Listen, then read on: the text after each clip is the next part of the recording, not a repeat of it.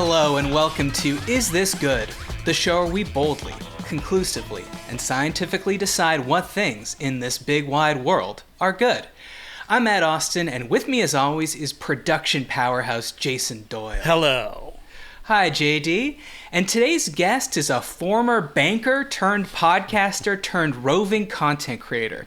You may know him from the Basketball Jones, the Starters, or No Dunks, but he's currently on a quest to play 20 pickup games of basketball in 20 cities, in 20 countries, while eating 20 bananas and wearing one pair of flip-flops.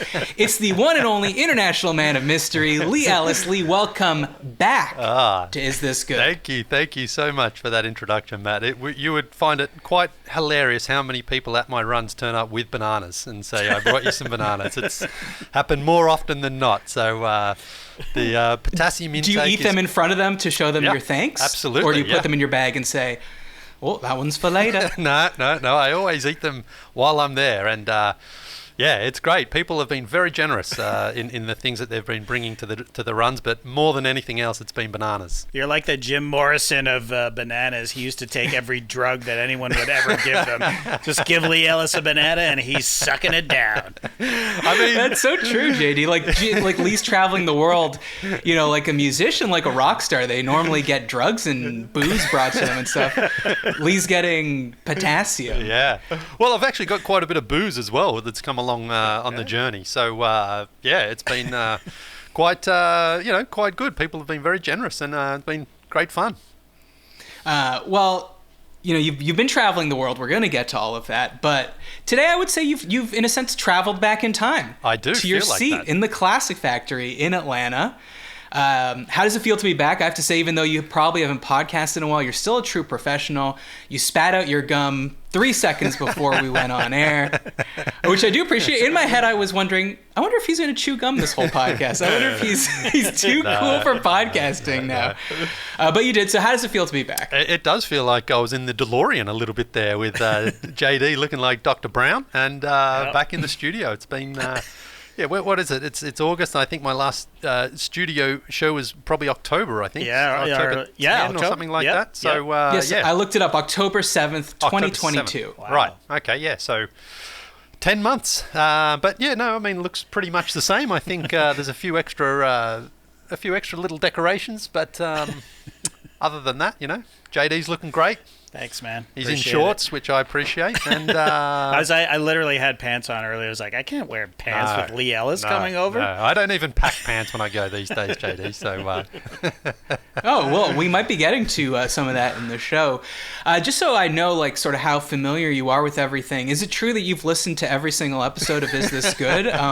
You know me, I'm a big podcast head. There's not a podcast out there that I haven't listened to. So, of course, yeah. No, you know, that's...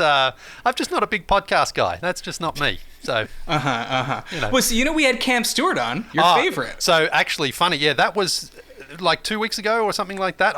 3 weeks ago, yeah. I do actually have that one in the can. I do want to listen to that one because I'm sure that one will be incredibly entertaining. So, I will check that one out. You have my word, I'll listen to that one, Matt. Okay, thankfully. All right, so your last podcast, like we said, was October 7th, 2022. It was titled, I just looked it up, End of an Era, because it was, of course, where you announced that you were leaving. I was listening to the show. I was surprised. Take me back to that moment. How long had this been brewing in your head before you decided to tell the guys? Because from what I understand from when you told the guys that you were moving on to do your trip, which we're going to get to the actual podcast where you said you were leaving, was not a long period of time, like maybe a week or something like that. Yeah, I mean, there's no real day that it was like, okay, I'm doing it on this day. It was more just a culmination of a build-up of things. I mean, you know, as you know, I like to travel a lot with my family, my boys, and certainly during COVID when we couldn't travel, that was kind of like frustrating for us because we like to get out. We like to, you know, go to visit family and friends around the world.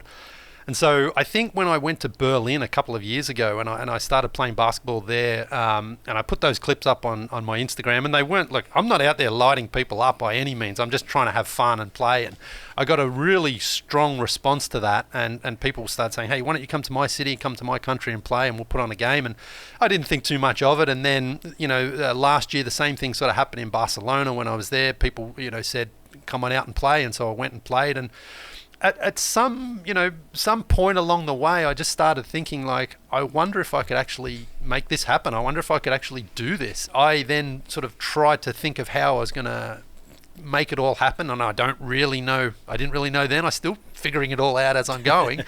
Right. But that's awesome. That is the part of it that I enjoy the most, that things that have happened that there's no way I could have predicted them to have happened. Some things I've planned, but plenty of things I haven't, and that's kind of how it's coming together. So there are, there's been incredible highs, and there's been some devastating lows. There's no doubt about it. I mean, the wave and the roller coaster of emotions has been gigantic. But every day, I can genuinely say that I'm learning.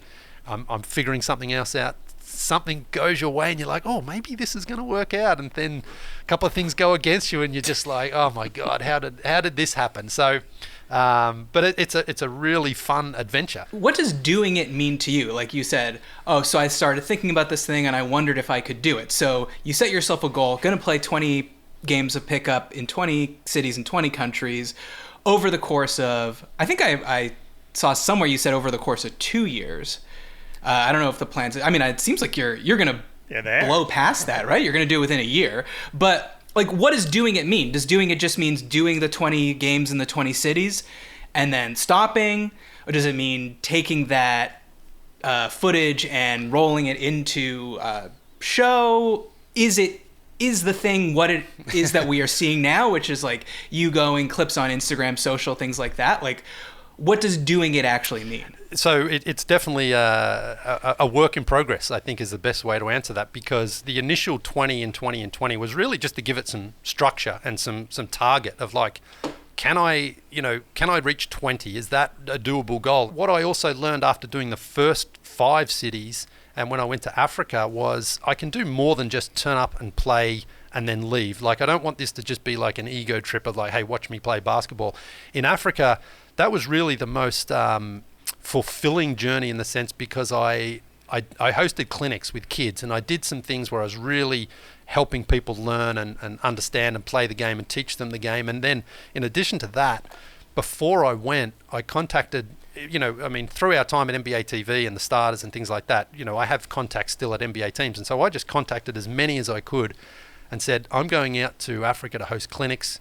If you guys have any old merchandise that you can donate for me to take, then send it my way. And I got so much of it. I got way too much of it. And I ran into Brent Barry at a Spurs Clippers game. Here in LA. And I was saying hello to him, and he's like, "Oh yeah, Leigh just called me. He wants me to do something for like this tour that he's doing. I'm gonna get back in touch with him." And I just imagine you being like, "Brent, I need you to get on a plane. I need you to come to Ljubljana." Yeah, no, well, he was the first person I contacted actually, Brent. Yeah, it was, anyway, so I got all this stuff, and so I took all this merchandise out there. I had so much of it, it was unbelievable. And how much of it did you steal? No, I didn't. Is this 100% going to charity here? There's some, actually, I couldn't pack it all. I had so much of it that I'm holding on for another tour at some point. But, I took that, and when I gave these out to the kids and the people who came running, man, it was such a fulfilling experience to see these kids light up with legit NBA merchandise. And so that's when I learned, okay, I can do more than just play. I can actually host clinics and try to give people a little bit more of a long-lasting sort of basketball impact. And I was so inspired by the talent and the enthusiasm of the boys and the girls out there. I mean, these kids are playing, some of them, a lot of them, in no shoes, and they're playing on asphalt, and it's 1,000 degrees, and they're running up and down non-stop. And so when you see kids like that who love and enjoy the game so much, and you can potentially have some sort of impact on their lives, it's awesome. I like I say, I come away from that hoping to be able to share the content in a way that translates everything I've just said to you, but that's very challenging. That's very difficult to be able to do all that, because at times I'm shooting it myself. At times I'm just handing my phone off saying, just shoot us whatever you can here. And okay, well, so basically you are your own producer on this tour. I was just curious, did you want to apologize to me or JD about anything? About any of your forcing us along with any of your crazy ideas? Now that you're on the other side of the camera. Matt, I wish you and JD could come on these trips. I truly do, and I don't just mean that in a joking way, because the chemistry you need to have with a camera crew and a production crew and just people to help you out. And I've hired crews along the way, like in Zambia and Kenya and South Africa. I had crews that I recruited, and they did a fantastic job shooting stuff and editing stuff. But there's a difference between, hey, this is what I'm doing, can you shoot it, versus like we're sitting around the breakfast table, this is what I'm trying to do, get 2 or 3 camera angles, and all those sorts of things. So I knew it was going to be difficult. I'm not asking for sympathy or empathy or anything like that. I knew it was going to be challenging, and I knew that, I've got what I've got, and now I'm trying to put that together, and that's also so you have like basically a year's worth of footage. Ideally, what do you do with it? Well, like, is it a 30-minute, a 6-part series with the 30? Come on, Leigh. I live in LA now. Come on, we want to know what the juice is here. I saw on Instagram. You called up Ted Sarandos. You flew to the Netflix offices. Apparently, you were punching protesters in the WGA and SAG, trying to work your way through. You said, "Not interested, okay, mates? I got a suitcase full of basketball tapes. I got to get them to Ted." Well, I've got right now. I can say I've got a Croatia feature, a Zambia, a Kenya, a South Africa, and a France feature. Now, of those, the France one, the Paris one, is the only one that's really close to being released. That should be hopefully within the next 2 or 3 weeks. And what is that? Like a half hour? No, that one's approximately 14 minutes, I think it is. Yeah. Now, there's no real time. I mean, I would love to be consistent, say every episode is 14 minutes, but there are so many different parts of it as well. There's the basketball part, and the Paris one is really all basketball. That's all one. But like in in Kenya, I mean, there's the clinic, there's the game, there's me going to the Masai Mara, which was just one of the most incredible life experiences I've ever had. There's eating food at this place called Carnivore, where I was eating literally every animal that exists on Earth. So, I've got the whole food element as well, where I've got these different meals. Like in Lithuania, I was eating this incredibly rich, beautiful purple soup. In Manila, I was just eating. What's in this? What's in this soup? It's beetroot. Purple. Yeah, it's beetroot cream. Right, and it's thick. And you get the big bowl of it. And I'm like, oh great, I'll eat this. I had about like 5 scoops, and I'm like, I am just stuffed right now. Is there anything that you've been served on this entire trip that you've been like, too weird for me? No, but did you eat balut in the Philippines? Did you eat that like fermented chicken? I ate egg. I think so. Now, when I was in the Philippines, I was like, oh, you would have loved it, Matt, because they were all the restaurant dictate. I said, order whatever you want as long as it's Filipino. I don't care what it is. And so the table was just full of dishes, and I was just eating them. But one of my favorite experiences was in Zambia. The day I arrived in Lusaka, and they took me out for a traditional Zambian meal, and they put on an incredible spread. And the lady who was talking to me about it, she said, this is blah, blah, blah. She said the word, and I said, okay. And then she moved on, and I said, sorry, so what is that? And she said, caterpillar. And I'm like, I noticed you didn't say caterpillar off the top. You can say it, you just didn't say it. So I was eating caterpillar, but they're kind of fried, so they're not like, it's not like you're picking one off the ground and eating a slimy, squirmy one. But yeah, I mean, and I think it was more just the meal experience in Zambia where they eat, they call it shima, where it's like this potato where you sort of, you formate the potato in your hand, and then you mop everything up, and then you just eat it with your hands. And so that's a different experience when you're just around with strangers and everyone's just kind of like eating like that. But I did it, and I survived.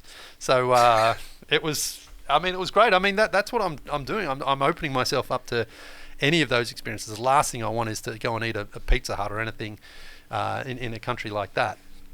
Yeah, well, I mean, yeah, you have to do that. But okay, so you're talking about like food you've eaten. What's the drunkest you've been on? I know this. Yeah, I think JD knows because I texted him the day after. It was early on in Ljubljana, and so I had an interview with Luka Doncic's father, and he was a fantastically welcoming man. And after the interview, he said, do you want to go out for a dinner? And I sort of thought we probably would have a beer or something. And he took me to a traditional Slovenian restaurant, and he's quite a celebrity in Ljubljana, obviously. I mean, he was a basketballer himself. He's a big guy, and he's obviously Luka's dad. And so we were in the restaurant, and I thought we'll probably have a meal and a couple of glasses of wine, and then we'll go home. And the food just did not stop coming, and neither did the wine. El vino did flow. And Sasha sort of says, do you want some more, as he's filling your glass up with wine there, and I'm trying, why not? I'm having a good time. And so what happened that night was, well, actually, one thing I don't think I've told on any other podcast. So here's an exclusive for you, Matt. Some guy tried to attack me in there. Like he came, I got up. We were the only ones in the restaurant at this point. It was like midnight, and I went to the toilet. And as I came back, this guy was just ranting, absolutely ranting at me. And I had no idea. I don't know if he was drunk or on drugs or something. He was on one of those. And luckily, Sasha Doncic had just been to the toilet himself, and he sort of walked off and he heard what was going on. He came back and he kind of diffused the situation and sort of got the guy out of there. And I was like, what's going on? He just he didn't really explain it, but I think it was just some guy. I don't know how he even got into the restaurant or whatever, but he was angry at me. He was angry that day, my friends. And I'm just glad Sasha was there, because it was very intimidating to have this big guy just screaming in my face. Wow. And I was like, JD, should we tell Leigh that we paid that guy to come so he had a little... So on reality TV, you got to juice it up a bit. Well, exactly. I mean, again, when you're in a country where the language is completely different like that, and you're like, oh my God, what did I do? Did I insult somebody, whatever? Anyway, so we got back to the table and we're still drinking. And the day before, I had played the game, and so I had my basketball with me, but I'd left it in the car of the other person. His name was also Luka, who was sort of showing me around the city. And at some point, I said to Luka, listen, can I just go and get my ball, because I need it for the rest of the trip? And so I got it. We went out to the car, I got it, and I came, I was we were drunk, but not just falling over at this point, but we were drunk enough, and I was like, all right, just put the ball down, Leigh, ignore it. About an hour later, that ball came out, and it was zipping around the restaurant. There was elbow passes, there was spinning on the thing. I was just dribbling like this, and that's why I text JD the next day. I was like, JD, I could just... Hold on, you were dribbling in the restaurant where Sasha Doncic's father took you? Yeah, you remember, you remember, Matt, when he used to dribble a basketball all around Studio V with literally millions of dollars worth of equipment. But the ball... But I love this idea of look, I want to go to other countries. I want to take in their culture. I want to be respectful. I want to learn from them. It's just Leigh with a bunch of Maasai warriors, and then they're doing their dance that is their local custom, and then Leigh takes out his basketball, starts dribbling through them. Leigh with the basketball is literally David Brent with the guitar. It's go get the guitar. It was. Go get the basketball. But the other guys I was Do you have any traditional monuments that mean a lot to these people that I could dribble through? It's just very important to me. Perhaps any old cemeteries I could go between the gravestones like they're pylons to work on my dribbling. Well, that happened in Dubrovnik, which I don't know if you've been there or not, but it's a city with a million steps, and I'm dribbling around there, and the ball kept dropping down and running out into the road and stuff. But it was one of those nights I was like, I wish the cameras were rolling on this one, because this would have been one of those potential go viral videos. Did the next morning, did you call up Luka Doncic's father and say, hey Sasha, does Ljubljana have one of those IV services like they do in Las Vegas?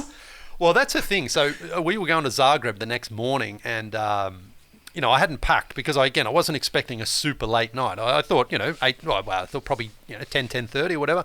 And I had to walk back to the hotel, pack, get up, and catch the bus to Zagreb. And it was just like, oh God, I just got to... I mean, I was hungover, but I was I was also on a bit of a high, because it was such a fun night. And videos, unfortunately, there were some videos taken, but they've been destroyed, unfortunately. So annoying. I know.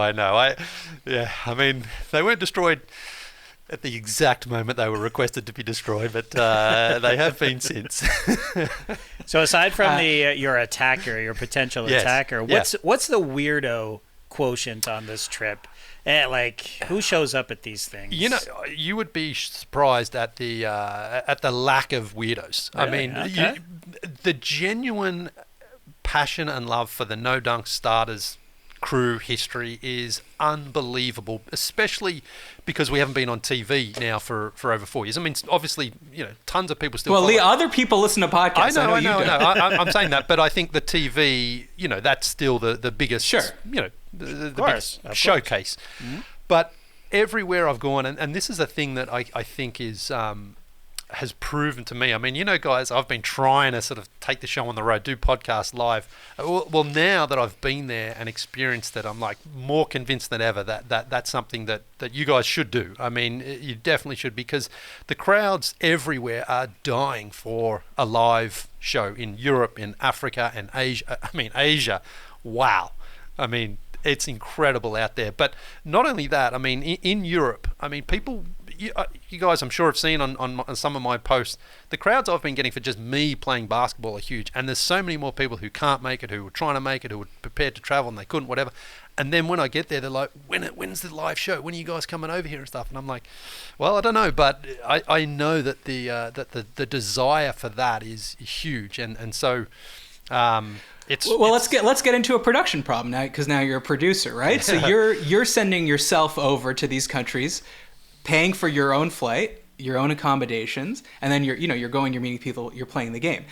So now we got to send 4 people, or 5 people, I should say. I'm not involved in this. Let's say. No, you are involved, Matt. I'm telling you. Okay, now we're sending 6 people. So it's 6 plane tickets to Europe. Then we're booking 6 hotel rooms. I'm assuming we're not sharing anymore. I'm not sharing. And now, like, how many people are coming to the show? What's the ticket price? How are we making this work dollars and cents wise? Okay, well, obviously, you know, there's a financial aspect, but don't put that as the priority right now. Put the experience down as the priority, because that's truly what to me is way more important. I know you've got to make money. I know someone's got to foot the bill. Sponsors, for one. I mean, you can get sponsors. Okay, hold on. I'm calling Brent Barry right now. No. But I mean, it's who's sponsoring today's show? Let me do the ad reads. I'll see if I can get one of them on board. Okay, great question. Well, Lee, I got some news for you. The ads are dynamically inserted, so right. no one will know. Let me do an ad read. I'll see if I can get one. Look, there's ways of making it happen. There's no doubt about that. But if you truly want to make it happen, it'll get done. And even if it does cost money at the start, who cares?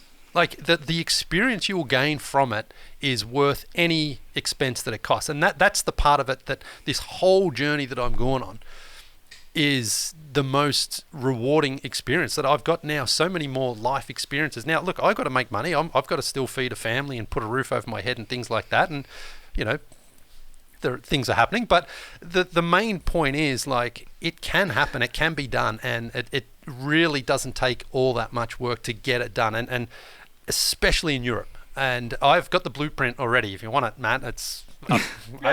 send it over. The secret files? I mean, I know there's ways it could be done. But there's no point in you not going. You must go, because people still talk about you in the same way as if you are still a full-time member of the crew.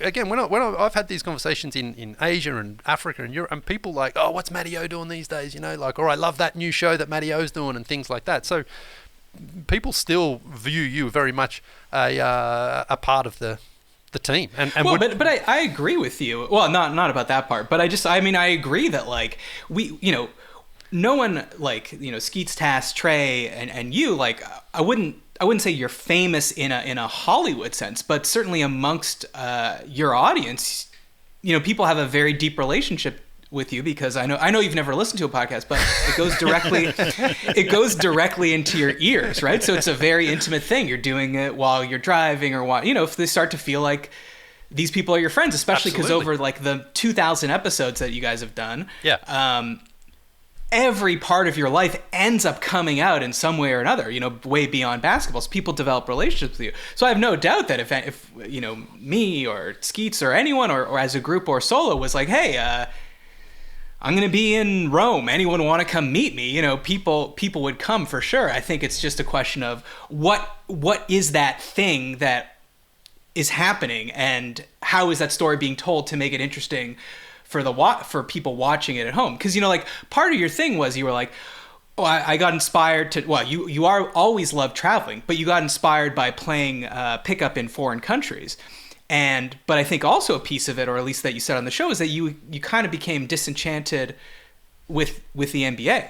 And I was listening to the show going, fucking finally, this guy gets it, right, JD? Basketball. Yes, preach, Lee. Preach. I always thought you and JD then you go away, and every time, obviously follow you on every social media platform. So you say, basketball, it's not where it's at, man. And then you go, now you're making me watch strangers play basketball. I'm like, what the hell's going on here? Well, it's not that I fell out of love with basketball. The NBA regular season became, kind of like, I saw James Harden's requesting a trade again, so nothing's changed, Hey, yeah, the more things change, the more they stay the same. The one storyline that I did follow this season was the MVP conversation. I'm like, this is just great. Like, we can't just talk about it every single day. We can't possibly talk about it every day. So those are the things that, for me, became, somewhat a little monotonous, and I think the NBA's problem is there's way too many meaningless games. I think that's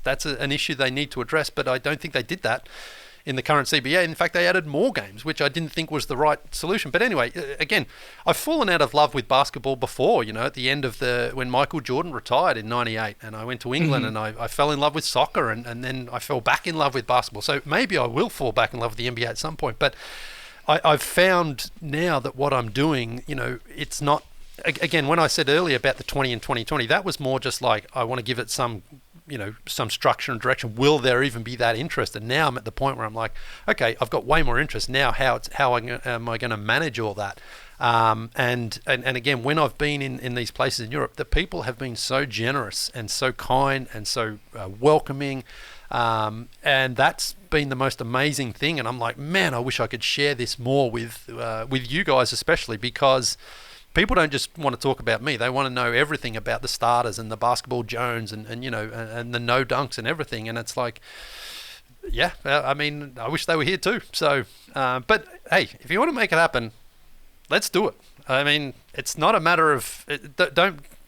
Well, I'd love to travel. I want to travel. I don't necessarily want to, play pickup basketball. You don't have traveling. to. You don't have to at all. Just bring your camera though. You little shit. But I'm telling you, man. Like a live show in Europe or Asia or Africa would be a life-changing event for you, and that's what I'm trying to sell to people. Is like, okay, I know you can't just ignore the financial aspect, but let's not make. Okay, go and get some dollars, and if someone's paying for it, sure. I'll travel. I'll travel to Asia. I'll fucking dribble a basketball through the terracotta warriors. I don't give a shit. Dunk. I'll dunk over the Great Wall of China. But there are some videos, and I've actually got another one coming out very soon, where I barely even feature in them because I'm not even trying to talk about. I'm not just saying everywhere I go, look at me play and look at my highlights. I'm trying to tell the stories. You're getting some shots up, Lee. Let's be honest. There's no doubt. There's a few ones of me, but this guy in Tokyo that I played with just recently, it's all him. And it was so much fun. I just turned up, didn't know anybody there, and we played, and he was awesome. And so that's the other part of it is the unprepared and unplanned stuff. That's what I'm really enjoying the most because the spontaneity of it all, that's awesome. When you get like the stuff, I'm not sure if you're going to get to it, but when I met Drazen Petrovic's mum, that was one of the most incredible life experiences I've had that just happened to happen without any preparation. Of course, yeah. When you're traveling, those are always the best moments, the things that are unplanned, the things that are spontaneous. But no, it does sound lovely. I did get some questions via Instagram. I put out a call, so I might sprinkle some in. Okay. This one's from a guy getting a sip out of my Turkish Airlines EuroLeague flask. Oh, okay. I can't see it. Where's the logo? Just there. Well, there it is. Oh, okay. It's very small. Okay. What, did I give those out or something? Yeah, what, sorry. No, delete that or blur that out, JD. Hey, unless Matt, Turkish Airlines. Exactly. We were just talking about we need a sponsor. I know. I'm not taking Turkish Airlines money, by the way. Turkish Airlines flies direct from Los Angeles to Istanbul daily with connections to Paris, London. All right. This question is from a guy named Jay Skeets. Do you know him? I do, yes. Yes. Okay, now famously you've said that the best airport to take a dump in is in Singapore. So he wants to know, what's the best airport? I don't think you've gone to Singapore on this trip, have you? No. Okay. What is the best airport dump you've had on this trip? Well, it's probably in Seoul, actually. I was only there for 4 hours on the recent trip through to Manila. I had a 4-hour layover, and after a 14-hour leg from Atlanta, you know... Wait, actually, sorry, I got to jump in.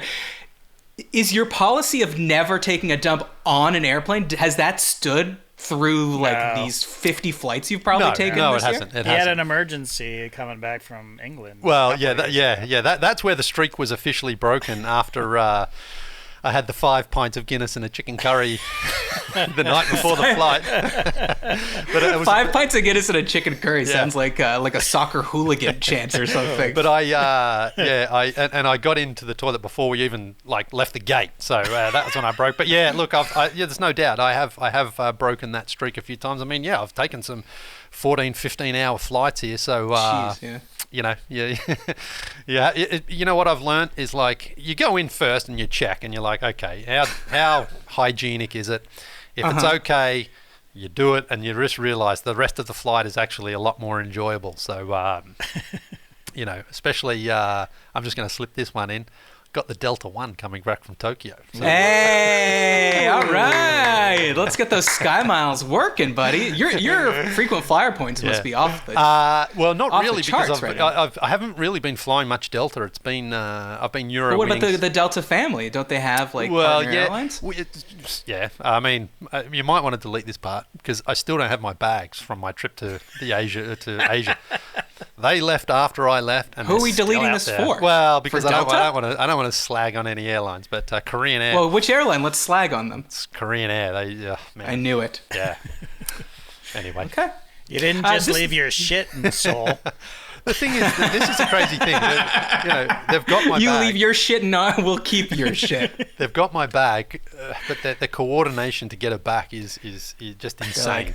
We're keeping your bag until you can hit a half-court shot. Yeah. Talking about you being on all these planes and talking about how you never listen to a podcast, I actually have to know, have you seen a current movie or TV show in the past year? Because if you still haven't, I might yank my headphones out and close my laptop. Well, give me a year. I started watching Everything Everywhere All at Once. Is that it? Started but didn't finish? Didn't finish. Didn't enjoy it. Yeah. Okay. You think we're going to have to delete you talking about Korean Airlines? We're going to have to delete that. It's the most beloved movie of the last 2 years. I couldn't believe how long that took to get going. I probably gave it half an hour, and I'm like, what? Didn't it win like 3 or 4? Didn't it win 3 or 4? It won everything. Yeah. So there's that. Okay, so far we're at a no. How many times have you watched Mrs. Doubtfire? No, it hasn't really been on. I don't think it's on Delta anymore. But Turkish Airlines, they have the widest selection of videos and movies. But, I end up... Could you get your tongue out of Turkish Airlines' ass, please? Let me just have a little drink out of my... Oh, hang on, I haven't got the label there. There it is, yeah. Well, what are you doing on these planes? I don't understand. Are you just staring at the armrest in front of you? You know what in front of you? You know what I do actually spend a lot of time transferring video files to my hard drives and things like that, and trying to log and organize those things. And Jesus, that's fucking thrilling. I'm surprised that's not already an option on the in-flight. Watch a loading bar go from 0% to 100. That's the time when I really, because that's the deadest time when you're in the air. So it's like you may as well just slog your way through it now. But this is a problem. Both my hard drives are in Manila still, so I hope I get them back. Why, you flew Korean Airlines back from Manila too? No, I flew Philippine to Tokyo and then Delta from Tokyo. But okay, so why? It's a long story. It's a long story. We don't have to get into it. It's a long story. My bags are having a great time. I cannot believe, JD, if you had to bet, do you think he would have watched at least one fucking movie to completion? He's been on. How many flights have you been on? Just a quick estimate. Probably 20, I suppose. I mean, he's been on 20 flights. He hasn't watched anything. He's been going to Europe and Asia, so we're talking like between 10 and 14-hour flights. He hasn't watched a single. That means he's logged hundreds of hours in the air. I've hundreds of watched hours in the movies, air. But I've watched old movies. Yeah, old movies. Yeah. Movies you've seen Pulp before. Fiction and stuff like that. Yeah. I mean, classics. you know what? That's fair because I watch either shitty movies or movies I've seen before on flights. I don't like watching anything new. Yeah, I mean, That's not the experience I want. I want, Oh, well, no, it's not new. Leonardo and Brad Pitt with Scorsese. Once Upon a Time in Hollywood. Yes. Okay, honestly, Tarantino. that's in the last 10 years. Tarantino. I'll say it counts. Yeah. That counts. Okay, that counts. But even that, I mean, I don't know. Didn't care for it? How'd you feel about them playing with the history of the Manson family at the end? I don't know. I mean, Quentin Tarantino and me, we have quite a relationship because I think he's made some of the worst movies I've ever seen, but also some of the best I've ever seen. And, Interesting. I just find it's like I don't like Kill Bill at all. I didn't like that, but Inglourious Basterds and Pulp Fiction, absolutely. In fact, I watched Pulp Fiction just recently on the flight back because that is a great movie, and that's one of those ones you can watch over and over. So. But yeah, Once Upon a Time in Hollywood. Hey, I listened to a podcast with him and Conan. That was a great podcast. Okay, that was Conan's podcast? Yes. Okay, that's a good podcast, right? Funny, interesting. Very interesting. They've had quite an upbringing in Hollywood at around about the same sort of time, and they went through a lot of stuff together, and so very interesting. So there you go. I'll listen to one. I feel like if you listen to the Conan podcast, it might say at the bottom, like, if you enjoyed this podcast, you might also like, is this good? Yeah. Well, podcast with two people you know. So, okay, here's another Instagram question. This one is from Little Jack Horner. I guess it's a little bit of an is this good question here. Taking to-go food from the airport and bringing it onto the flight to eat it. Is this good? Did you do this at all? I've done it, yes. I mean, it's not like a regular thing, but I think leaving Atlanta, if I leave like at, say, 5 o'clock in the afternoon, then I'll buy a little salad at the gate just before I leave to take that on, because sometimes depending on what the onboard meal is, I like to have it as a backup there. So, yes, I do it, but I've done it. What about something that might smell more than a salad? Well, that's part of it, I think. I mean, I'm conscious of the fact that if you have a salad, maybe you wake up the person next to them by shaking it. But apart from that, That's right. the odors, because people bring Chick-fil-A and stuff like that on a plane. And again, it's not the worst smell in the world, but it's just more like, did you really have to bring that? I mean, you shouldn't be allowed to bring... JD, how far did you get with your curmudgeon airlines? And maybe we can, maybe there's something because you know what, JD? Yeah. If you can't put your luggage in the overhead compartment within 3 seconds, You should be banned from flying for a year. forever, and your luggage is thrown out. You don't get it back. Yeah. 3 seconds you get, because No, I agree with that. the people who get on and they struggle and battle, and it's like, you're in row 10 and people are trying to get to row 50 or whatever. It's like, why did you bring that on in the first place? And get rid of all these like trolley bags, and it's only like a backpack now is all you're allowed. A small... Well, if it's a backpack, it should be going under the seat in front of you. Well, fine, but the main thing is a backpack can go up easily and you're done. But it's people bring like the biggest luggage they can and throw it in the overhead compartment, and especially when you're on those small planes. Okay, but you're also talking about how your hard drives are in Manila, your bags in Korea. Yes. If you carried on with as big a bag as they would allow you, this wouldn't be a problem. Well, this is my own fault for the hard drives, because usually I put one in the carry-on, or one in my check bag and then one in my carry-on, because the thing is, when I transfer them, I like to transfer them to both hard drives so that they're on, so I keep track of it all. But this time, laziness meant that I just kept them in that bag, and I said, fine, they'll go there, and now I'm paying the price for it. So They'll get here. They'll get here. But so would it have been possible for you to carry on, or you're just not into it? I mean, there are times I have done only carry on at times, even though I despise myself for doing that. But I definitely do it because of that reason of sometimes transferring through a city and getting through customs quickly. It depends on how long I'm in a city, for example, as well. Like I went to Turkey for 3 days, so that was only carry on. But the longer journeys, like Africa, was like 17 days. So I took 3 bags on that one. Oh, are you doing any laundry in your sink? Yes, not in the sink, no, but laundry when I need to do it. Yeah. Okay, that's good. Leigh, if you don't mind, can we do some quick housekeeping? Please. And please feel free to jump in at any point. Just gonna have you must miss hearing some housekeeping. Well, if you're listening on the No Dunks feed, thanks for checking out the show. One thing I want to tell you is that we have our own feed. It's called Is This Good, like the name of the show. You should search that out and you should subscribe to the show. Why should you do it, even if you're listening on the No Dunks feed? 2 reasons. Once summer ends, this will be taken off the No Dunks feed and it'll only be in the Is This Good feed, and that way you will not miss an episode. And more importantly, right now you are missing an extra show every week. That's a show called The Great Beyond that JD and I do. It's a companion pod to this show. Last week, for instance, was amazing. We heard a story about JD getting pantsed in a toga. That's right. And 60 people saw his schwans. I talked about an awkward trip I took to a Hungarian bathhouse. Leigh, you ever been to a Hungarian bathhouse? Not a Hungarian, no, but okay. Yeah. Then I don't want to know about it. We found a man that's addicted to Tic Tacs. A man that eats more Tic Tacs per day than any. You'll be shocked by how many Tic Tacs this guy eats.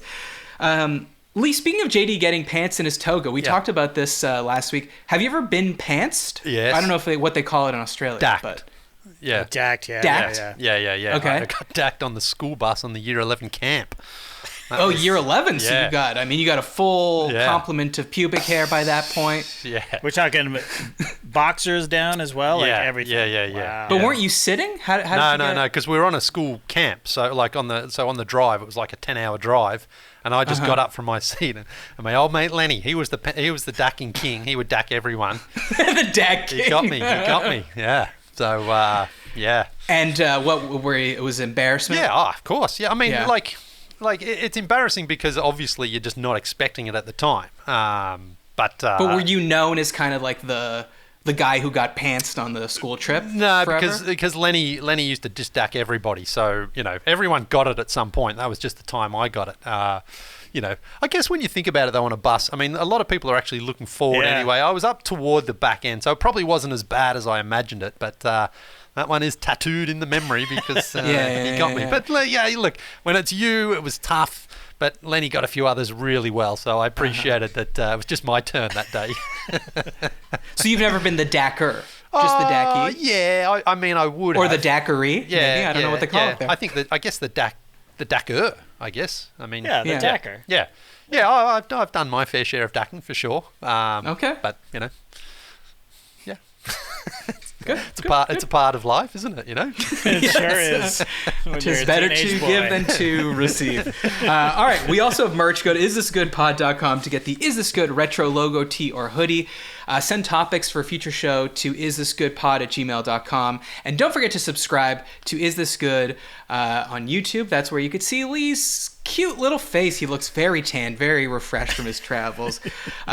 You can see other things, like, for instance, on The Great Beyond, I told the story about how Jill, my girlfriend's car, got beaten in with a bat on the street, and they left a little graffiti calling card. I showed the graffiti calling card, Sneak 21.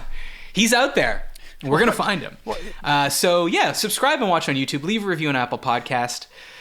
Leigh, I got to be honest with you. We're like probably 45 minutes plus in. I don't even know what to do with you at this point. I got so much stuff I could do. Let's try. Let's do this. We have a new segment here. Okay. It's called "Is This a Good Rule?" And the introduction to it, even though I've just named what it is, goes like this: the internet is full of people trying to tell you how to live your life. It's time to decide if they know what they're talking about in "Is This a Good Rule?"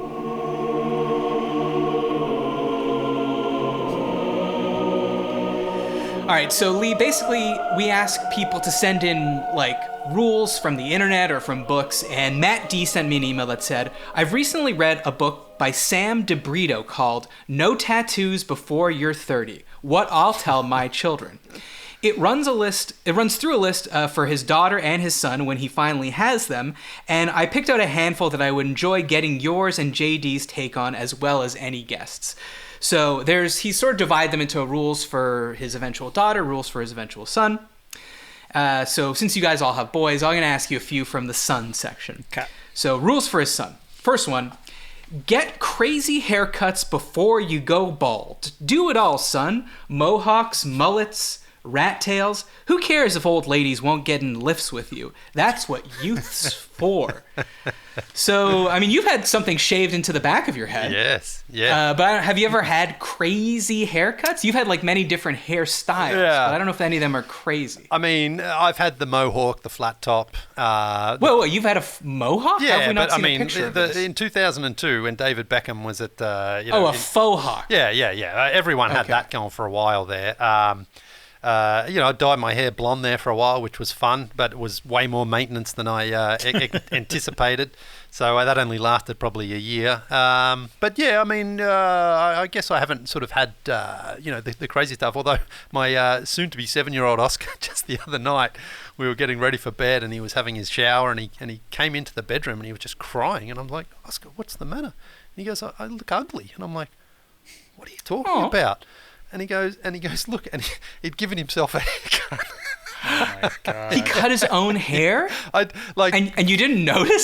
No, because when you come out of the shower, your hair's wet. Dad's been absent, hanging out in Asia and Africa. And, he doesn't even know what his own kid's hair looks like anymore. Anyway, so Roxana had to go downstairs and get the clippers out and basically give him a crew cut to neaten it all up. And he was terrified the next day. He wanted to wear a hat to school. This is only like last week. And I said to him, you can wear a hat if you want, but just so you know, if you do wear a hat and you don't normally, then that's going to actually draw more attention to what you're doing. So I'll leave it up to you, but whatever. Anyway, he didn't do it, and then he came home, and as I picked him up from the bus, he was telling the bus driver, he's going, and then I got the scissors out and went like this. So he got over it pretty quickly. Yeah, I mean, that is a cool story. I agree. If you wear, especially if that hat is a fedora, that's going to draw. Yeah. Especially if it's Brian's hat, fedora with some flaps on the back. Lee, you could have been watching I Think You Should Leave on every plane ride, and then you'd know when the guys are messing with you by telling you a long story that's actually from a sketch show. But okay, so let's talk. You're talking about Oscar there, right? Yes, or Sevi? Yes, Oscar. Yeah. If he says, "Dad, I want a rat tail," what do you get? You're gonna tell him that that's cool? Rat's tail, that's a very interesting one because I think that's quite a decisive one because rat's tail is universal. When I was 10 years old, all my friends had one. I wanted one. Dad put his foot down, said no rat's tail. A couple of friends of mine got one without telling their parents, and they got home from the barber shop and they lost them as well. So there was a select few kids who were actually even allowed to have them in Sunbury. I'm definitely like, you want it, do it, man. It's fine. It's only hair. It'll grow back. And I sort of want them to know, I want them to sort of go through the experience of like, well, if people at school are going to make fun of you or tease you, then they're going to be like, get rid of it. But if it's cool and they want to, they want to be a part of that rat's tail group for a while, go for it, man. It's just hair. It'll grow back. What about you, JD? Did you ever have like a mohawk or anything weird like that? I've never had a mohawk. I've had every color of hair though. Right. Sort of, bleach blonde, silver, red, pink, blue, all of it. But yeah, never a mohawk. Okay, so it sounds like you agree with that one, Lee. So you're saying good rule. Learn to play a musical instrument. It's far more mesmerizing to the opposite sex than being able to play squash. First of all, I would say, Sam DeBrito, what if your son is gay? Yeah. Not very progressive here. I think gay guys are very impressed with other gay guys' squash abilities. Yeah, I'm sure they are. But Lee, I don't know if you think this is a good rule, but as far as I know, you don't know how to play a musical instrument. Some would say your voice is your instrument. I would say if that's true, then you probably didn't take lessons. But there's two things. Taking up an instrument. Yeah, there's two things I would change about my upbringing as a youth. One would be learn a language, Spanish, most likely, and the second would definitely be learn an instrument, most likely the piano. Those are two things, or the acoustic guitar. And actually Sebastian, my 11-year-old, has just signed up for music class, and I was like, any instrument you want, I'm going to buy it for you.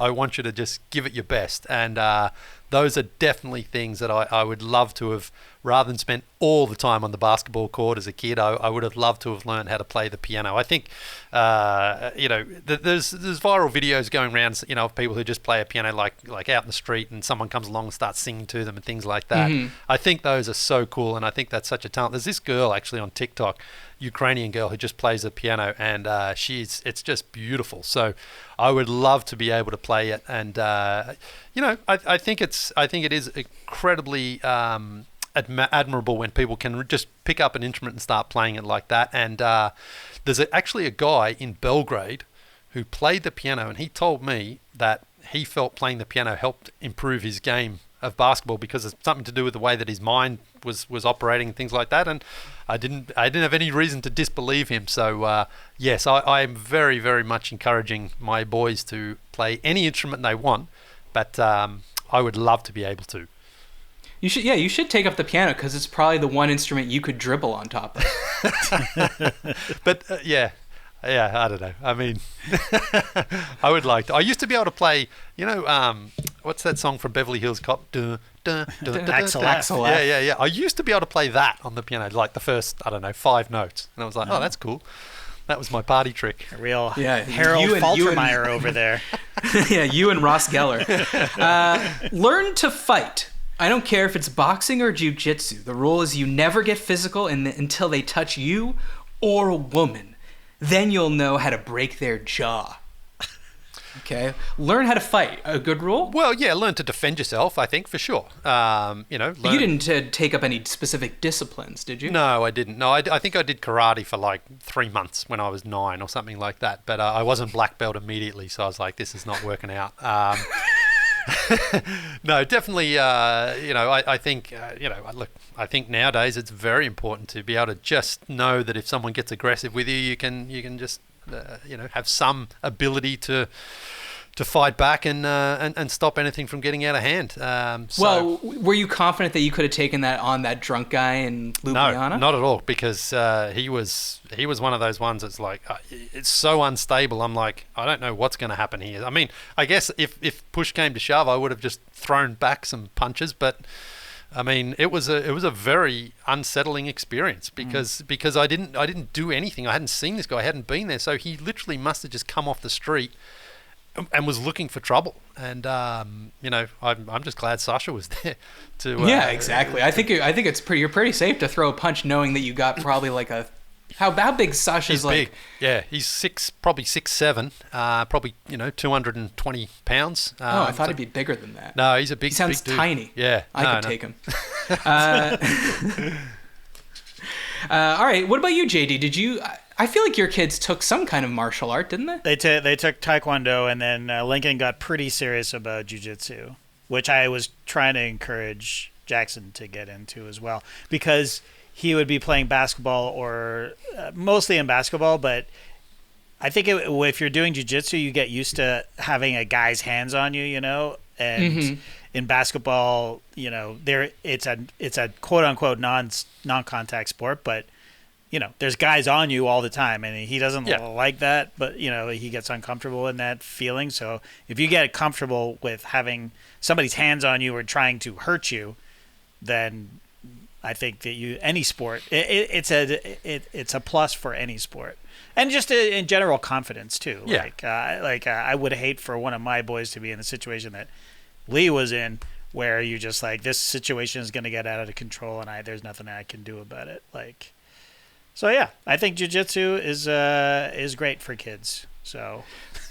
Well, Leigh, do you abide by that? I think it's in Fight Club. What's the line like? You don't know anything about yourself as a man until you've taken a punch.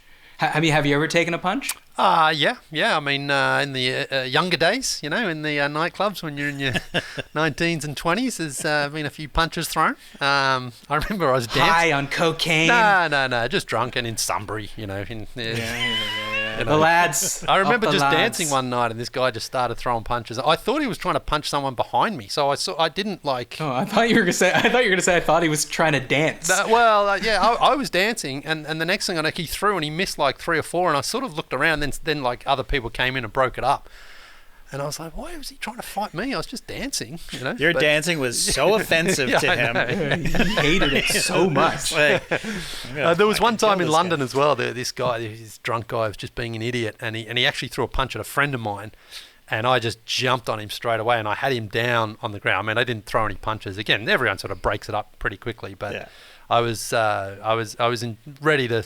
I mean, I wasn't going to do anything major to him, but I enjoyed kind of choking him. All right, great answer, Leigh. Yeah. There's only one thing left to do, and that's play subjective trivia. Yes.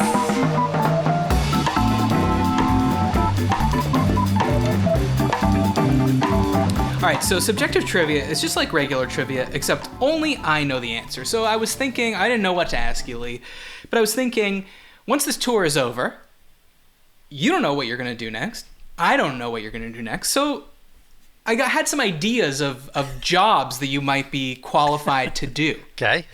So today's question is, which of these jobs do I think you'd most want to do? Okay. All right. So okay. I'll go through the jobs one by one, and then when I name them, you tell me what you think your qualifications are. Okay. Okay. So job number 1. Snuba instructor. So just so people know, I'm not saying scuba instructor. I'm saying snuba instructor, which is, we'll explain what that is. So why you might be qualified. It's kind of a hybrid between scuba and snorkeling. So you're not snorkeling, you're going definitely deeper under the water, but you're not going super far down. You're kind of tethered to the gas, or the oxygen tank on the surface, which follows you around. It's a really good introductory to, again, going beyond just snorkeling on the surface, but not going so far down where you're trying to explore the Titanic or anything like that. Really, really fun thing. Takes a little bit of getting used to. Yeah, Leigh, you've been gone for a while, but something happened with people exploring the Titanic. So I did see that. Yeah. Oh, wait. Yeah. I'd like to dribble a basketball on the Titanic. Well, in the tank, in that little tank that they took down there. Anyway, so really, really fun experience I've had with Sebastian, my now 11-year-old, and I enjoy it too, because scuba diving for me, I think I would do it, but I also look, as an asthmatic my whole life, anytime I've had any restriction on oxygen flow or anything like that, I've never felt comfortable. But snuba is good enough that even if you do have to rise quickly to the surface, you still shouldn't go super quick, but it's not quite as dangerous as if you're scubaing 40 or 50 feet down. Yeah, I mean, it's like snuba is like the theory of you take two things that are good that people like scuba diving and snorkeling, and then you combine them together. And that makes it better. Like, people love the guitar, people love keyboards. You make a keytar, everyone agrees that's better than the two other things, right? Yeah. Who used to play that? Was it there's someone, Def Leppard or someone? Didn't they used to play that, the guitar? Oh, I'm sure a keytar showed up somewhere in the Def Leppard lexicon. Yeah, probably not the drummer. The downside, Leigh, is too soon. Yeah. So you're snubaing, but you're a snuba instructor. This is your job, right? Yeah. This is your career. So you're going to do it on days when it's warm and it's nice. Yeah. But you're also going to have to do it on days when it's cold, which means you might have to wear a wetsuit. And if there's one thing we know about you, is you hate wearing a wetsuit. Well, I hate wearing a wetsuit in a television studio, that's for sure. But the only places I've done it are in Aruba and Turks and Caicos. So, yeah, definitely didn't need a wetsuit there. It was beautiful and warm. So I would probably station myself in a city or in a destination like that where you wouldn't need a wetsuit. You're not going down deep enough either, that where you would really need it. So am I qualified to teach it? Is that what you're asking, isn't it? No. I think you've stated your qualifications. I think we'll move on to the next topic, to the next potential job that you might be good for you. Right. Sommelier. Oh. Yes. I mean, I like a glass of Albino every now and again. Yeah, that's a very interesting one, because look, I wouldn't say I've got the most sophisticated palate in the world, but I know what I like. And what you like is wine that tastes like grape juice. No. I like I like a richer red, I think, more than a fruitier one. I mean, look, champagne is still my preferred choice. I mean, Really? Like Yeah. you would drink that for a full night? Absolutely. Yeah. I mean, At honestly, weddings, people do. I drink it at weddings when there's free champagne. I was Now definitely. that's a bad hangover, though. That's a bad hangover. Can be. It can be. Yeah. It depends. If you're just pounding only champagne and no water at all, then yes. But I try to sort of pace it so that I have a little bit of water. So when I was in Delta 1 last week, I had a little bit of champagne. I can tell you. Funny. Okay. Next potential job: zookeeper. Loves giraffes. I do, and you know, look, I in the Masai Mara, I saw nature's most beautiful animals. And now you don't want to see them caged up anymore. No. But you were a big zoo guy. Well, I'm a big animals guy. I mean, I do. I feel a little uncomfortable sometimes going to zoos because if you know the conditions that you see are not always, you know, what the reality. Yeah, exactly. Yeah.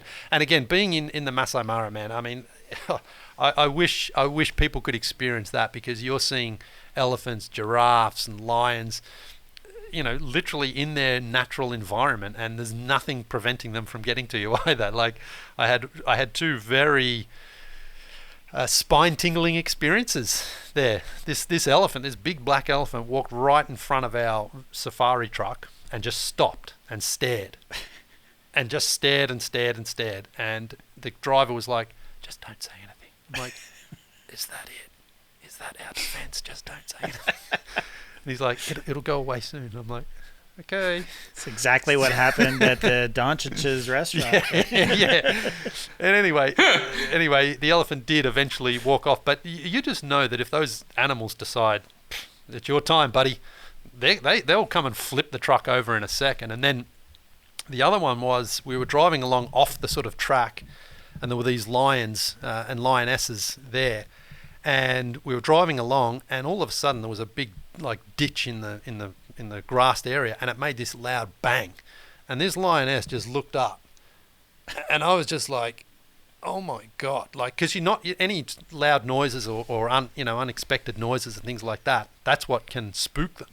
And this lioness just looked up, and I was just like, "Oh my god, what are we going to do here?"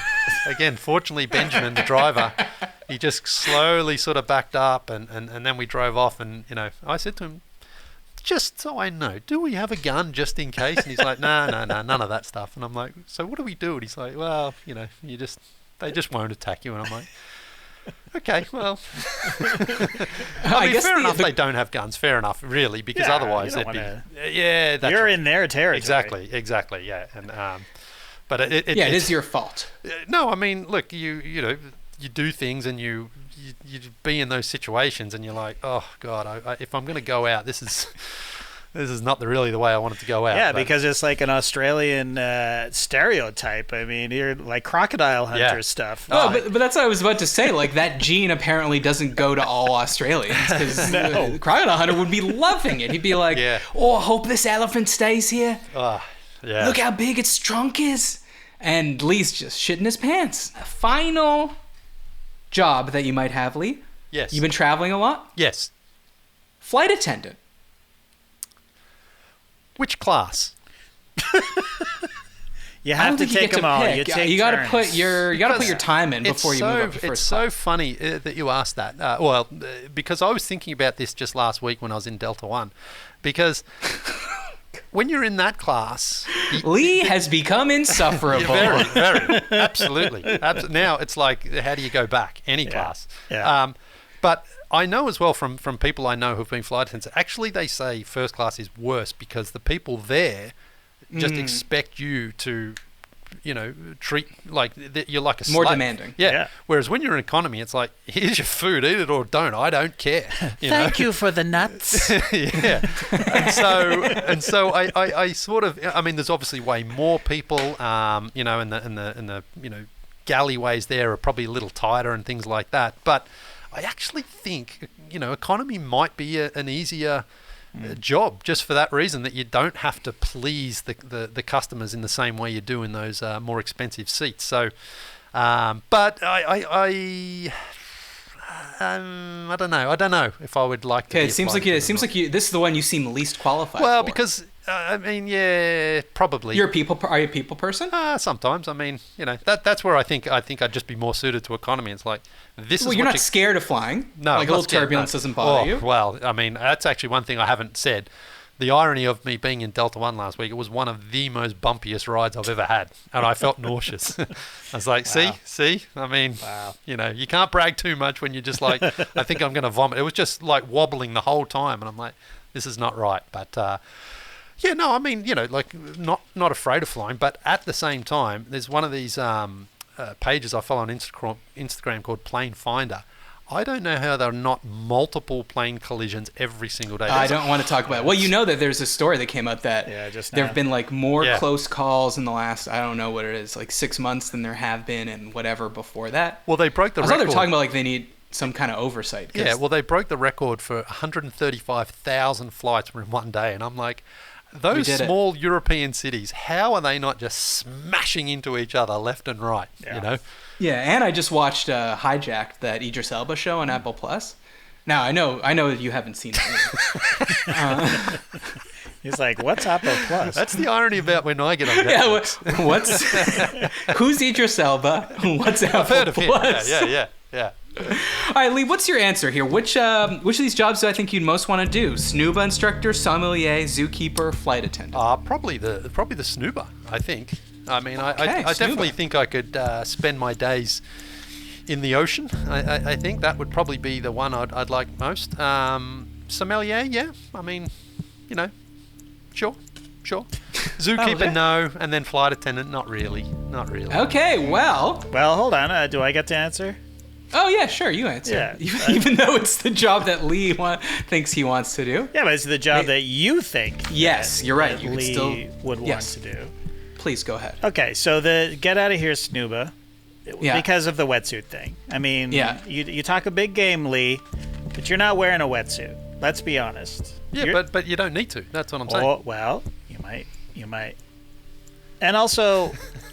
I don't think you'd want to be the guy sort of looking down in the water, following around these people. That would get old very, very fast. Well, I think, the instructor has to keep an eye on people very closely because it's difficult to get the breathing right. Oh, yeah. Right. You would lead the industry in open water. So you ever seen the movie Open Water where the people go scuba diving, then they come up, the boat's gone, and then just all get eaten by sharks? 2 hours of waiting for them to die. Yeah, that would happen. That would happen to one person on every one of your tours. That's right. Okay. All right. Sommelier. I mean, you're disqualified immediately because of your penchant for Moscato. I'm sorry. But that just disqualifies you. And when he's the sommelier, when you're the sommelier, you can't just tell the person at the restaurant, okay, hold on, I'll ask JD what he wants to order. Well, see, I'm disappointed there, JD, because sometimes on a hot summer's day, that Moscato is very nice to go down. Give me a Prosecco, maybe, but not Moscato. Okay, and then we get to the zookeeper. I think you're 100% right. The conditions, you would not be able to live with yourself doing that job. But what is the number one responsibility of a flight attendant? The number one thing that they're responsible for? Cleaning watching toilets. Mrs. Doubtfire? Cleaning toilets. It's safety, guys. Safety. Oh. Leigh Ellis is all about safety. Remember, every time somebody had an untied shoe on the court, he would point it out. That's not safe. Not. Leigh Ellis's co-celebra. He hated J.R. Smith. He hated J.R. Smith for untying those shoes. So put me Leigh, down. that's why do you think that was the start of you hating the NBA, Leigh, when J.R. Smith untied those shoes at the free throw line? No. I don't hate the NBA. You hate it. You hate the NBA. Just say it. Who won the NBA this year? Who hoisted the Larry I was O'Brien happy trophy? to see Jokic and the Nuggets win. I was thrilled. Okay, that's true. That's correct. Yeah. That's correct. Yeah. That's just objective trivia. But I'm glad. He's just taking a little break. I watched it. I watched the first half of every game and then watched the second half in the morning. It was. Wow, great. nothing much has changed. No, exactly. No, 10 o'clock, JD. You would. To get me to talk to me after 10 o'clock at night, you'd have to be naked. That's the only way you would be able to talk Good to to me. know. Next time I FaceTime you at 10:01, I'll be sure to be naked. Anyway, put me All right, down. JD, so I assume you're saying I'm saying flight attendant. Flight attendant is the job. Okay, you're both wrong. It's Sue. You love giraffes. You'd spend your whole day with a giraffe. I guess I just don't know you anymore, man. Well, I mean, You've been gone for too long. I think I understand why you would have chosen that, but it's just again, I've experienced nature in its purest form, and Sue's like sending him to jail. Who can go back to the zoo once you've seen the plains of what's the word I'm looking for? Of the Kruger National Park. No, it wasn't Kruger. No, it was Masai Mara. Well, Masai okay. Yeah. Oh, so okay, great. Leigh, where can people find you and follow your journey? Just I'm Leigh Ellis. Netflix.com? Yeah, maybe. Will I watch my own show? That's the question. That's the great question. Of course you will. Yeah, just Leigh Ellis on Instagram. That's really the only place. I mean, I'm on Twitter, but whatever's going on with that now. TikTok, yeah, I mean, there's something there, but, you know. That should be their quote. TikTok, there's something there. Oh, my God. TikTok, it's like podcasts, but with video and much shorter. I can play basketball for 2 hours on concrete and not feel old. I'm on TikTok for 10 minutes and I feel like I'm 1,000 years old, man. Yeah, I know. I don't enjoy it. But, you know, anyway, there on YouTube. Okay, well, so serious question. Yeah. You're 4 cities away from completing the original thing, right? Yes. Is that right? Yes. Okay, so I have a feeling you'll be done those pretty soon. Like, would you say within the next 3 months? Possibly. Okay. Or within the next 6 months? Yes. You feel more comfortable with that? Okay. I would think so, yes. So we're 6 months from now. We might be in the middle of the in-season tournament with that one extra game that you're upset about.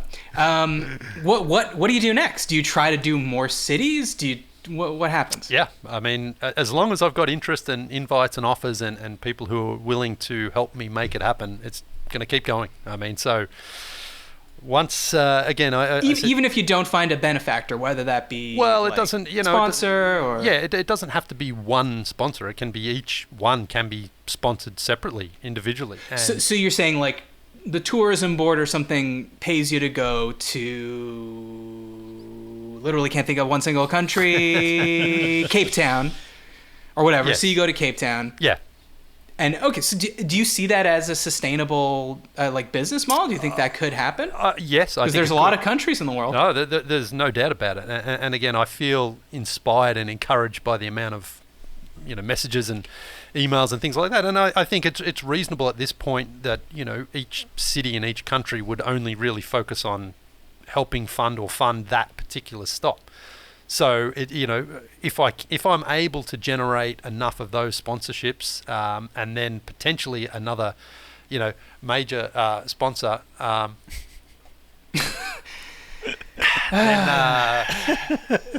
there's other things. I mean, it's a continual evolution. It's not only about a Netflix series or anything like that. It's about everything. Things like I did in Manila just last week, going out there for a big basketball convention, trying to go for that. So there's no real end goal until I run out of people saying, yeah, no one wants me to go and play there anymore. And that's kind of when it'll be the saddest moment of your life. Yeah, but I, and that's the thing. I feel the opposite of that, where I've got so many offers now that I can't possibly get to them all, because I don't want to be away for. But what comes months. first? The offer, like when you say offer, I assume you mean like a fan of yours from No Dunks or whatever that lives in Rome. Yeah. The offer is that fan saying, "Hey, come! I know a cool court here," or is the offer the tourism board of Rome saying, or Air Italia saying, we'll pay for you to come to Rome? What do you mean by an definitely offer? the first one. It's like someone says, "Hey, come to my city," and then I'll say, "Do you know a brand or a sponsor or a company who might be interested in sponsoring it?" And it doesn't have to be one sponsor only. It can be like, hey, if we can get 3 or 4 on board, then we can make it happen. And then it also becomes like, do you have people who can shoot it and edit it and help put it together? And then if there's an airline or if there's a hotel that wants to be a part of it, so it's all that really. And I mean, I would love obviously to have a consistent crew, like a producer and an editor and a shooter, if you know anyone. Well, that's just JD does all three of those things. So JD, I know, you can go. but I also need someone else with him who knows JD and who's maybe worked with him and he's got some time and is in a city where he can travel from easily. So Okay, well, I'll do a quick brainstorm once we hang up, and I'll see if I know anyone. hey, listen, man, you know someone, and I'm talking to him right now. You wouldn't want to travel with me for like a year and a half. That's the funny No, you thing. wouldn't. You wouldn't. You say that now. You say that I'm now. telling you, You would not want to do that. Of all the things I would love, it would be you, me, and JD going traveling, because it wouldn't be smooth and it wouldn't be like there would be You're right about chaos. that. There would be so much like frustration and things would go wrong, and how we react to those would be so much so entertaining, because I can see JD just fuming, Matt being frustrated, and me just like, it's great guys, let's keep going, let's keep doing it. And Well, that I dynamic, agree with you. That is exactly what would happen. exactly, and that dynamic is must-watch content right there. I'm telling you. Okay, well, if we're in it, who's shooting us? Well, again, we're all shooting each other, but but no one wants to watch a show that's just like it goes and it's smooth and things work and go to plan. No one wants that. That is true. Mm-hmm. Everyone wants to, like, I would kill that guy if I was traveling with him. I couldn't stand to travel with that guy, but they're watching every single show, and that's where it would be hilarious, because again, when things go wrong, I'm just like, all right, if it's out of my control, I don't let it bother me. But I can also see JD when things, happen like that, getting really upset. But that's like, okay, put the camera on him now. Make sure we capture that side of it. It'd be hilarious, man. Well, remember to check us out on Patreon, patreon.com/isthisgood. If enough people donate, maybe JD and I. Let's not joke around. Seriously. JD and I will be if someone wants to Berlin. sponsor a trip with the three of us, let's make it happen, man. Let's do it. I'm in. Any city in the world you want to go to, we can do it, man. It'll be awesome. I guarantee there you come go. away with there it. you have it. The invitation is open. Of course, for any sponsors to hear that, they would have to listen to a podcast. But let's hope that other people aside from yourself are listening. If you have topics, email us at isthisgoodpod@gmail.com. Rate us on Apple Podcasts. Subscribe on YouTube. Thanks for listening. Thanks to JD. Thanks to Leigh for coming on, making his triumphant return to the Classic Factory. Good luck on your next 4 cities. Good luck on whatever comes after that. I say this like I'm never going to see you again, but hey, yeah, I know. We'll You might be on those next 4, Matt. I'd prefer Toscana, Leigh. Maybe we play a game in Siena, maybe Firenze. Man, let's do it. I mean, let's do it. Okay, but just to be clear, we're not filming anyone playing basketball. That's in our rider, right, JD? That's 100% right. I'm not traveling. You know what? Then fine. I'm not traveling to Florence to film you shooting. Yeah, I've done that for like 10 years. That's fine. You don't have to do that part of it. You shoot the rest of it. I'll take care of the basketball side of it. No. How's this? No, this is a rule you have to agree to now. We agree to come with you, but you cannot pick up a basketball. What's the point of that? What's the point of that? But hey, if that's the conditions though to get you to go, I'll do it. Okay. All right. Yeah. Wow, he really wants us, JD. He really wants us. I'm just telling you, man. I'm trying to pull this off myself, and I know it's enormously challenging. But to have people who you have worked with, it's like, all right, well, there it goes, man. All right, perfect. Here we go. I have the next decade of my life already mapped out for me thanks to this show. Thanks in advance for leaving us 5-star review for everyone. I'm Matt Austin, and this was good. We'll see you, unless your name is Leigh Ellis and you won't be listening, next week. I'm going to listen to this one.